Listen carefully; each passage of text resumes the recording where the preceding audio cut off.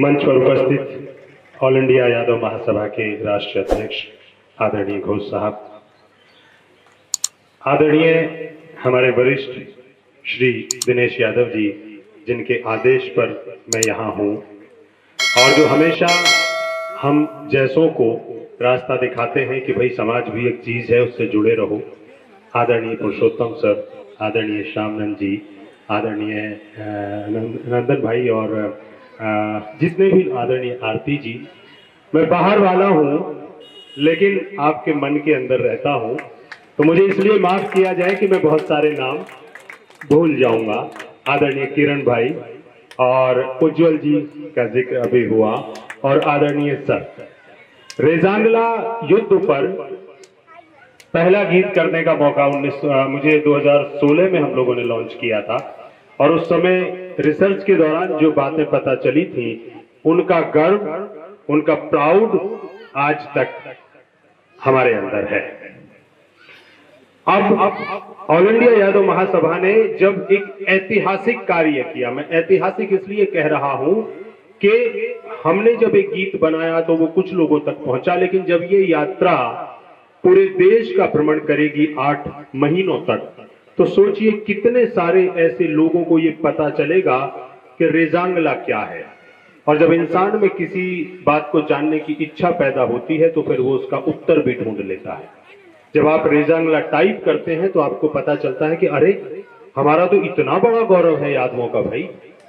दुनिया की 10 बड़ी लड़ाइयों में से एक है रेजांगला युद्ध। दुनिया की एकमात्र ऐसी लड़ाई है जिसमें किसी एक टुकड़ी को दुश्मन टुकड़ी के इतने ज्यादा सैनिक मारने का जो क्रेडिट है वो उनके नाम पर हो। पहली घटना रेजांगला युद्ध की है। दुनिया में किसी दूसरी टुकड़ी के पास ये गौरव नहीं है। 1 परमवीर चक्र, 8 वीर चक्र, 4 सेना मेडल, 1 अति विशिष्ट सेवा मेडल और इसके अलावा भी कई सम्मान इस टुकड़ी को मिले हैं और वो हमारे अपने परिवार के लोग थे।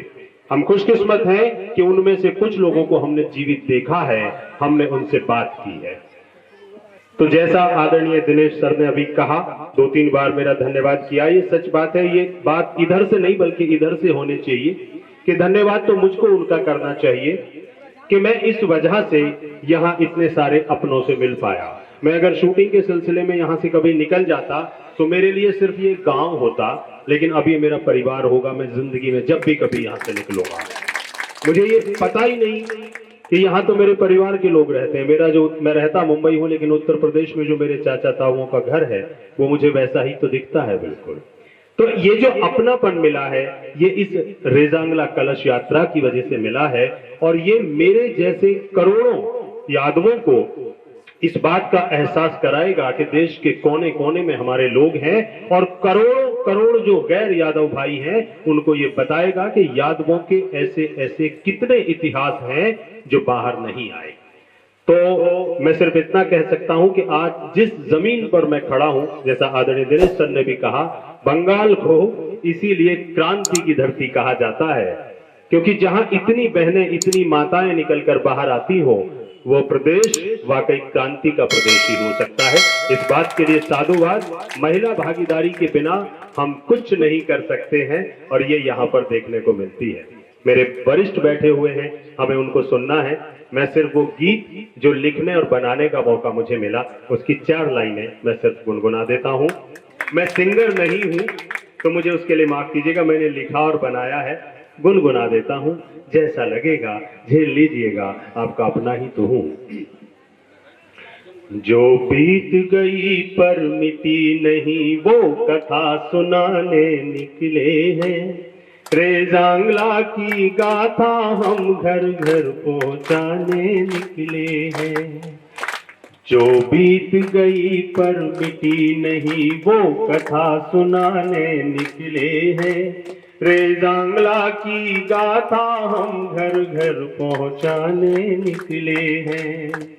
हंसते हंसते लुटा गए जो प्राण देश पर 62 में, हंसते हंसते लुटा गए जो प्राण देश पर 62 में, ऐसे वीर अहीरों की रज तिलक लगाने निकले हैं, वीर अहीरों की गाथा घर घर पहुंचाने निकले हैं। नमन नमन 100 बार नमन, वीर अहीरों तुम्हें नमन।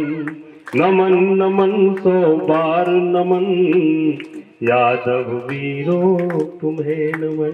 बहुत बहुत धन्यवाद। और मैं इस जमीन पर खड़े होकर ये जरूर बताना चाहूंगा कि इस गीत की धुन भी, और जो हमारा पहला रेजांगला युद्ध गीत था उसकी धुन भी रिज्जू रॉय ने बनाई है, जो बंगाल के रहने वाले हैं। उस रिज्जू रॉय के लिए एक बार जोरदार तालियां। आप सभी का बहुत बहुत आभार, धन्यवाद। एक बार जोर से बोल दीजिए ताकि ऊर्जा लौटे। जय यादव, जय यादव, धन्यवाद।